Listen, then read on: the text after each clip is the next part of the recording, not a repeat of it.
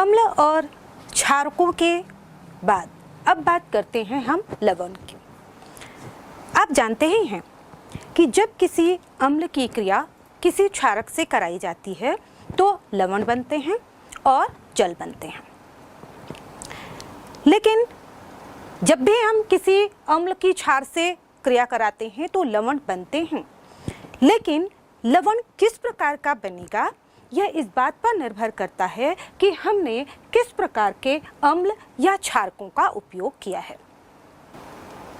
तो इस तरह से उपयोग किए गए अम्ल तथा क्षारकों के आधार पर हम लवण को 4 प्रकार से विभाजित कर सकते हैं।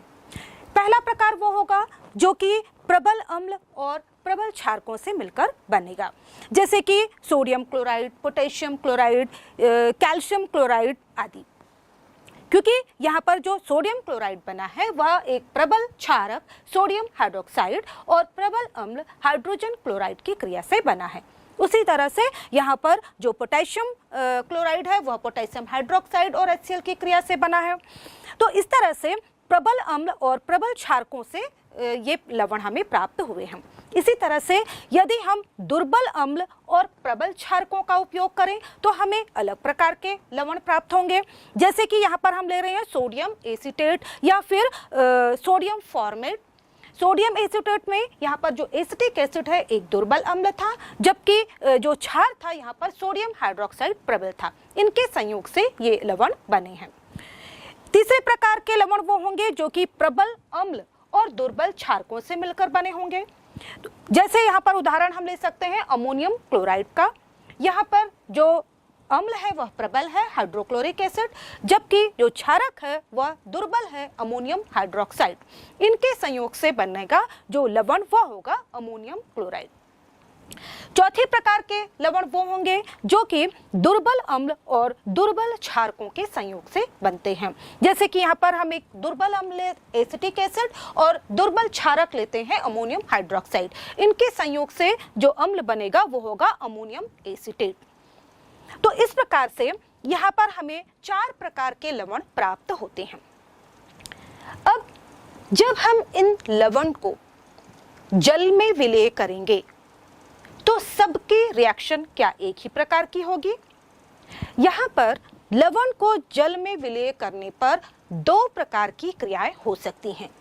या तो लवण जलयोजित हो सकता है या फिर लवण जल अपघटित हो सकता है। यहाँ पर हम बताएं कि जो जल योजन है, जल योजन की क्रिया हम उसे कहते हैं जब हम किसी लवण को, मान लीजिए Ha लवण है जिसे हम जल में विलय करते हैं, तो जो लवण है वह अपने H+ और A- आयनों में टूट जाएगा। और हम जानते हैं कि जल एक ध्रुवीय विलायक है और जल के जो अणु है उसमें भी ऑक्सीजन पर नेगेटिव चार्ज होता है और हाइड्रोजन पर पॉजिटिव चार्ज होता है। तो लवण के आयन जब विलयन में जाते हैं तो जल के अणु विपरीत आयनों को अपने चारों तरफ घेर लेते हैं, यानी कि जो धन आयन होंगे उनको जल ऑक्सीजन की तरफ से चारों तरफ घेर लेगा और जो ऋण आयन होंगे उनको हाइड्रोजन के तरफ से चारों तरफ से घेर लेंगे। इस प्रकार जो लवण होगा वह अपने आयनों में वियोजित अवस्था में रहेगा और इसलिए इनका जो विलयन होगा उस पर उस उदासीन होगा और उस से जो विलयन का जो pH है उसके मान में किसी भी प्रकार का परिवर्तन नहीं होगा।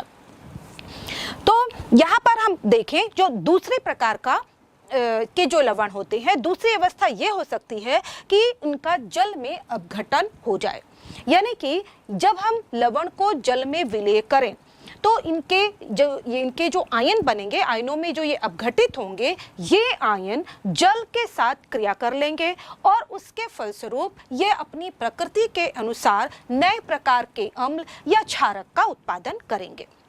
और चूंकि नए प्रकार के फिर से अम्ल या क्षारक बनेंगे, इसकी वजह से जो विलयन होगा उसका pH प्रभावित हो जाता है। तो यहाँ पर हम देख रहे हैं कि 2 प्रकार की, किसी भी लवण को जल में विलय करने पर 2 प्रकार की क्रिया हो सकती है। तो यहाँ पर हमने जो 4 प्रकार के लवण देखे, उनमें से जो पहले प्रकार के लवण हैं, यानी कि जो कि प्रबल अम्ल और प्रबल क्षारकों से मिलकर बनते हैं, ऐसे लवण को जब जल में विलय किया जाता है तो वे जल योजित होते हैं। और इस प्रकार के, जैसे कि सोडियम क्लोराइड, यदि हम सोडियम क्लोराइड को जल में विलय करेंगे तो इसके सोडियम आयन और क्लोराइड आयन जल योजित हो जाएंगे। और चूंकि यहाँ पर आयनों तथा जल के बीच यहाँ पर जल योजन की जो क्रिया हो रही है, इस या सॉल्वेशन की या किसी दूसरे विलायक में विलय करने पर हम कहेंगे कि सॉल्वेशन की जो क्रिया हो रही है, इस क्रिया में ऊर्जा बाहर निकलती है।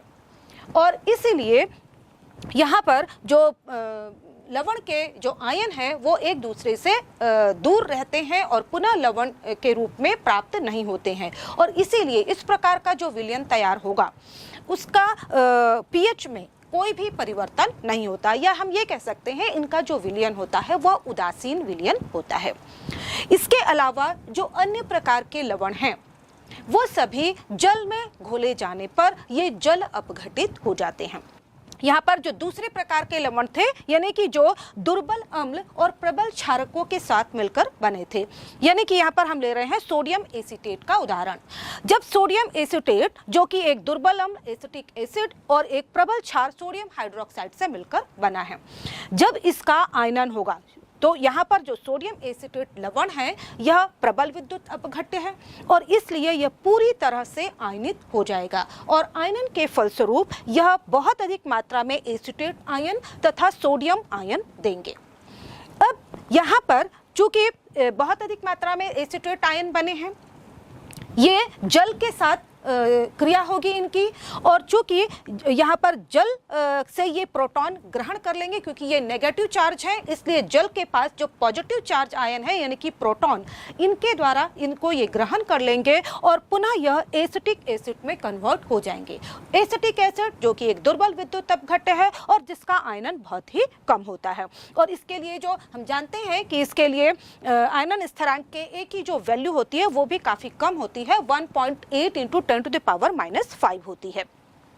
और इस तरह से अब चूंकि जल में से प्रोटॉन निष्कासित होकर एसीटेट आयन के साथ जुड़कर एसिटिक एसिड में कन्वर्ट हो चुके हैं, इसलिए अब विलयन में हाइड्रोक्सिल आयनों की सांद्रता बढ़ जाएगी और इस तरह से विलयन का जो पीएच होगा, जो फाइनली जो विलयन होगा उसका पीएच यहाँ पर बढ़ जाएगा, यानी कि वो क्षारीय हो जाएगा और इसका पीएच 7 से अधिक हो जाएगा। इसी तरह से हम तीसरे प्रकार के लवण की बात करें जो कि दुर्बल क्षारक और प्रबल अम्ल के संयोजन से बनते हैं। इसका उदाहरण हम ले सकते हैं अमोनियम क्लोराइड, जो कि एक दुर्बल क्षारक अमोनियम हाइड्रोक्साइड और प्रबल अम्ल HCl के साथ मिलकर बनता है। जब हम अमोनियम क्लोराइड को जल में वियोजित करेंगे तो यहाँ पर यह अमोनियम आयन NH4+ आयन देगा और साथ ही साथ यहाँ पर Cl नेगेटिव आयन देगा। अब यहाँ पर जो अमोनियम आयन हैं, चूंकि इन पर पॉजिटिव चार्ज है, इसलिए ये जल में उपस्थित हाइड्रोक्सिल आयनों को ग्रहण करेंगे और इस तरह से अमोनियम हाइड्रोक्साइड बनाएंगे। अब अमोनियम हाइड्रोक्साइड जो बन रहा है वह पुनः वीक इलेक्ट्रोलाइट है, जिससे इसका आयनन काफ़ी कम होगा। फलस्वरूप क्या होगा, यहाँ पर जो जल में बचे प्रोटॉन या H+ आयन हैं उनकी सांद्रता बढ़ जाएगी, जिससे विलयन अम्लीय हो जाएगा, यानी कि जो विलयन का pH है वह अब 7 से कम हो जाएगा। और क्योंकि हम जानते हैं कि जो अमोनियम हाइड्रोक्साइड है उसका जो Kb की वैल्यू होती है वह काफ़ी कम होती है, 1.77 × 10⁻⁵, इसलिए इसका वियोजन कम होगा और इस तरह से विलयन में H+ आयनों की सांद्रता बढ़ जाएगी और विलयन अम्लीय हो जाएगा, यानी कि इसका pH 7 से कम हो जाएगा। अब बात करते हैं चौथे प्रकार के लवण की, जो कि दुर्बल अम्ल और दुर्बल क्षारकों के संयोग से बनते हैं। इसका उदाहरण हम ले रहे हैं अमोनियम एसीटेट, जो कि दुर्बल अम्ल एसिटिक एसिड और दुर्बल क्षारक अमोनियम हाइड्रोक्साइड के संयोग से बनता है। जब अमोनियम एसीटेट को जल में घोला जाएगा तो यह एसीटेट आयन और अमोनियम NH4 पॉजिटिव आयन देगा। अब यहाँ पर जब दोनों की क्रिया, क्योंकि जल में हाइड्रोजन आयन भी है और OH माइनस आयन भी है, तो जल की क्रिया में से जो एसीटेट आयन है वो प्रोटॉन ग्रहण करके पुनः एसिटिक एसिड बनाएंगे, जबकि जो अमोनियम आयन है वो हाइड्रोक्सिल आयनों को ग्रहण करके अमोनियम हाइड्रोक्साइड का निर्माण करेंगे। अब यहाँ पर दोनों ही दुर्बल विद्युत अपघट्य हैं और इसलिए दोनों का ही आयनन कम होगा। साथ ही साथ यहाँ पर हम देखें कि ये जो इसके अलावा जो H+ और OH- आयन है ये मिलकर जल का निर्माण भी करते हैं।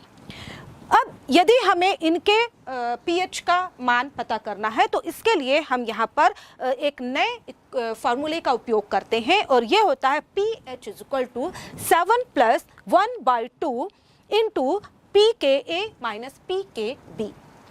अब यहाँ पर यदि हमें जो दुर्बल अम्ल और दुर्बल क्षारक हैं उनके pKa और pKb की वैल्यू पता है तो उसे रखकर हम परिणामी विलयन का pH ज्ञात कर सकते हैं। यहाँ पर हम देख सकते हैं कि यदि यहाँ पर pKa और pKb इन दोनों का अंतर यदि धनात्मक होगा तो निश्चित रूप से जो pH वैल्यू होगी वह 7 से अधिक हो जाएगी और विलयन क्षारीय प्रकृति का हो जाएगा। और यदि pKa और pKb इनकी वैल्यू का अंतर नेगेटिव होगा, ऋणात्मक होगा, तो वैल्यू जो 7 से कम हो जाएगी और इस स्थिति में pH जो होगा वह 7 से कम होगा और जो विलयन होगा वह अम्लीय प्रकृति का हो जाएगा। उदाहरण के लिए यहाँ पर हमारे पास एक प्रश्न है दिया है एसिटिक एसिड जिसकी pKa वैल्यू है 4.76 तथा अमोनियम हाइड्रोक्साइड जिसकी pKa वैल्यू है 4.75। तो यहाँ पर अमोनियम एसिटेट विलयन की pH की गणना करें। तो यहाँ पर हम जो फार्मूला हमें पता है उसमें हम ये सारे वैल्यू रख देंगे। तो यहाँ पर हमें मिलेगा pH = 7 + 1/2 × pKa - pKb। तो यहाँ पर 7 + 1/2 यहाँ पर pKa की वैल्यू है यहाँ पर 4.76 और pKb की वैल्यू है यहाँ पर 4.75। यहाँ पर हम अंतर देख रहे हैं तो ये अंतर आता है 0.01 का, यानी कि जो pH = हो जाएगा 7 प्लस, क्योंकि हाफ करना है तो हाफ करने के बाद ये वैल्यू हो जाएगी 0.005 और इस तरह से जो pH वैल्यू आती है वो हो जाएगी 7.005। तो इस तरह से किसी भी दुर्बल अम्ल तथा दुर्बल क्षारक से बने लवण में यदि हमें उसके जो मूल अम्ल और क्षार के pKa वैल्यू या pKb वैल्यू पता हो तो हम उस लवण के pH वैल्यू की गणना कर सकते हैं। यदि हम 1 लीटर जल में किसी प्रबल अम्ल की थोड़ी सी मात्रा डालें तो क्या होगा? अम्ल बहुत सारी मात्रा में H+ आयन देगा और जो जल है वह अम्लीय हो जाएगा। इसी तरह से यदि हम जल में किसी प्रबल क्षार की कुछ मात्रा डाल दें तो क्या होगा? प्रबल क्षार आयनित होकर बहुत अधिक मात्रा में हमें हाइड्रोक्सिल आयन देगा और जिसकी वजह से जो विलयन है वह क्षारीय प्रकृति का हो जाएगा। यानी कि जल में जब हम अम्ल या क्षारक की मात्रा मिलाते हैं तो विलयन अम्लीय या क्षारीय हो जाता है, जिससे इसके विलयन का जो pH है वह भी परिवर्तित हो जाता है। लेकिन हम यहाँ बता दें कि बहुत सी ऐसी जैविक और रासायनिक अभिक्रियाएं होती हैं जो एक निश्चित pH पर ही होती हैं और हम जानते हैं कि जब कोई रासायनिक अभिक्रिया हो रही है तो प्रारंभ में तो हमने उसका pH मेंटेन कर लिया, लेकिन हो सकता है अभिक्रिया के दौरान उस समय कुछ अम्ल की मात्रा या क्षारक की मात्रा बने और उसकी वजह से उस अभिक्रिया मिश्रण का pH परिवर्तित हो जाए तो वह अभिक्रिया वैसा परिणाम नहीं दे पाएगी जैसा कि हम इच्छित रखते हैं या हम चाह रहे हैं। इसी तरह से बहुत सी ऐसी जैविक क्रियाएं होती हैं जहां पर हमें pH को नियंत्रित करने की आवश्यकता होती है।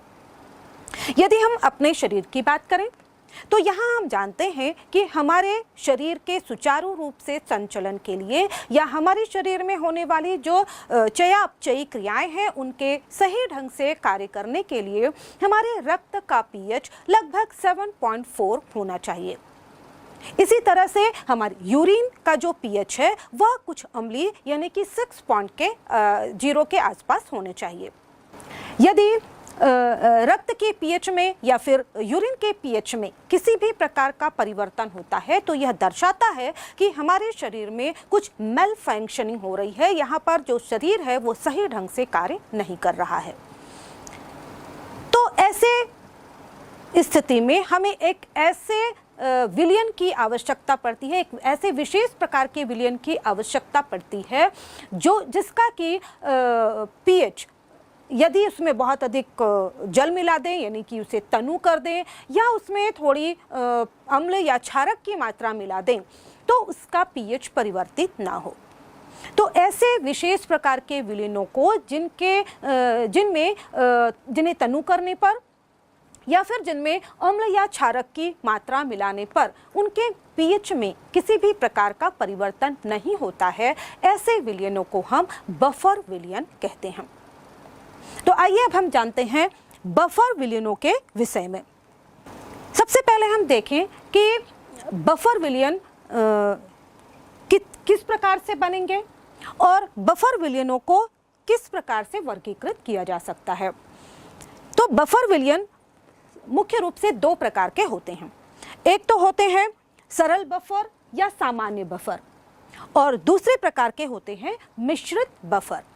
जो सरल बफर होते हैं वो किसी भी दुर्बल अम्ल या दुर्बल क्षारक से बना हुआ लवण होता है। और यहाँ पर जैसे कि हम उदाहरण ले सकते हैं अमोनियम एसीटेट का, जो कि एक दुर्बल अम्ल और दुर्बल क्षारक से बना लवण है। इसी तरह से हम उदाहरण ले सकते हैं अमोनियम कार्बोनेट का, जो कि भी एक दुर्बल अम्ल और दुर्बल क्षारक से बना लवण है। तो ये जो लवण बफर विलयन है, इनका जो विलयन होगा वह एक बफर विलयन की तरह कार्य करता है, यानी कि इसे तनु करने पर या इसमें अम्ल या क्षारक की थोड़ी मात्रा मिलाने पर इनके पीएच में परिवर्तन नहीं होता है। दूसरी प्रकार के मिश्रित बफर होते हैं। ये मिश्रित बफर जो कि एक अम्ल अथवा क्षारक को उनके लवण के साथ मिश्रित करके बनाए जाते हैं और ये भी 2 प्रकार के होते हैं। सबसे पहले होंगे अम्लीय बफर। अम्लीय बफर वो होंगे जिसे एक दुर्बल अम्ल को उसके प्रबल क्षार के साथ बने लवण के साथ मिश्रित करके बनाया जाता है। उदाहरण के लिए यहाँ पर हम ले सकते हैं एसिटिक एसिड और सोडियम एसीटेट। यहाँ पर एसिटिक एसिड एक दुर्बल अम्ल है, जबकि सोडियम एसीटेट को एसिटिक एसिड को एक प्रबल क्षार सोडियम हाइड्रोक्साइड के साथ मिश्रित करके बनाया गया है। तो इस तरह से यहाँ पर एसिटिक एसिड और सोडियम एसीटेट का मिश्रण, ये मिश्रण एक बफर विलयन की तरह कार्य करेगा। इसी तरह से यहाँ पर एसिटिक एसिड और पोटेशियम एसीटेट का मिश्रण ले सकते हैं। यहाँ पर फॉर्मिक एसिड और सोडियम फॉर्मेट का मिश्रण ले सकते हैं। इसी तरह से हाइड्रोजन साइनाइड और पोटेशियम साइनाइड का मिश्रण ले सकते हैं। ये सभी विलयन एक बफर विलयन की भांति कार्य करेंगे। दूसरे प्रकार के जो मिश्रित बफर विलयन होंगे वो होंगे क्षारीय बफर विलयन।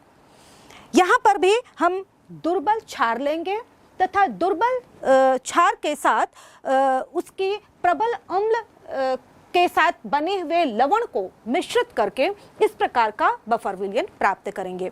जैसे यहाँ पर उदाहरण हम ले सकते हैं एक दुर्बल क्षार अमोनियम हाइड्रोक्साइड, और इस अमोनियम हाइड्रोक्साइड को जब हम एक प्रबल अम्ल जैसे कि HCl के साथ क्रिया कराते हैं तो हमें लवण प्राप्त होता है, वो होता है अमोनियम क्लोराइड। तो यहाँ पर दुर्बल क्षार को उसके प्रबल अम्ल के साथ बने लवण के साथ मिश्रित करके हम एक बफर प्राप्त कर सकते हैं, जिसे हम क्षारीय बफर कहेंगे। इसी प्रकार से अमोनियम हाइड्रोक्साइड और अमोनियम नाइट्रेट का मिश्रण करके भी हम प्राप्त कर सकते हैं एक क्षारीय बफर। तो इस प्रकार ये बफर विलयनों के उदाहरण हैं। अब हम देखते हैं कि ये जो बफर विलयन हैं, इनमें अम्ल मिलाने पर या क्षारक की मात्रा मिलाने पर या फिर इन्हें तनु करने पर इनके पीएच में परिवर्तन क्यों नहीं होता है। सबसे पहले हम देखेंगे अम्लीय बफर के विषय में, या इसे हम कह सकते हैं अम्लीय बफर की क्रियाविधि। तो यहाँ पर हमने लिया है अम्लीय बफर, जिसमें हमने लिया है एसिटिक एसिड और सोडियम एसीटेट विलयनों का मिश्रण। अब हम जानते हैं कि जब एसिटिक एसिड और सोडियम एसीटेट इनका जो आयनन होगा, तो चूंकि एसिटिक एसिड एक दुर्बल विद्युत अपघट्य है, दुर्बल अम्ल है, और इसलिए इसका आयनन धीरे धीरे होगा और यह आयनित होकर एसीटेट आयन और H पॉजिटिव आयन देगा। और यह जो क्रिया होती है यह उत्क्रमणीय होती है। साथ ही साथ यहाँ पर जो एसीटेट आयन होंगे वो हमें कम मात्रा में प्राप्त होंगे। दूसरी ओर यहाँ पर हम ले रहे हैं सोडियम एसीटेट, जो कि एक प्रबल विद्युत अपघट्य है और इसका आयनन तेजी से होगा और ये अधिक मात्रा में एसीटेट आयन और सोडियम आयन देगा। अब यहाँ पर बहुत अधिक मात्रा में हमारे पास एसीटेट आयन उपलब्ध हैं। इस प्रकार का जो विलयन, बफर विलयन तैयार है। अब यदि हम इसमें किसी प्रबल विद्युत अपघट्य, मान लीजिए हाइड्रोक्लोरिक एसिड की कुछ बूंदें डालते हैं, तो हाइड्रोक्लोरिक एसिड क्योंकि एक प्रबल विद्युत अपघट्य है और आयनित होकर हमें बहुत अधिक मात्रा में H पॉजिटिव आयन और Cl नेगेटिव आयन देगा। अब चूंकि यहाँ पर H पॉजिटिव आयन बहुत अधिक मात्रा में बन रहे हैं, तो विलयन अम्लीय हो जाना चाहिए या उसके pH में कमी आ जानी चाहिए। लेकिन यहाँ पर हम देख रहे हैं कि ये जो H+ आयन है, विलयन में पहले से ही मौजूद बहुत अधिक मात्रा में जो एसीटेट आयन हैं उनके साथ जुड़ जाते हैं और एसिटिक एसिड का निर्माण कर लेते हैं, जो कि बहुत ही कम आयनित होता है।